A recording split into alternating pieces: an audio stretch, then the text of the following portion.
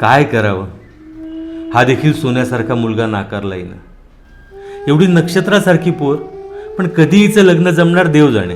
आता तरी ऐका माझं, आपण नाथवास्तू यांच्याकडून वास्तुपरीक्षण करून ते म्हणतील ते उपचार करून बघू. नाही ग, माझा नाही या गोष्टींवर विश्वास. आपल्यासाठी नाहीच म्हणत हो मी, आपल्या नेहासाठी, नेहाच्या भल्यासाठी तरी करू हा उपाय.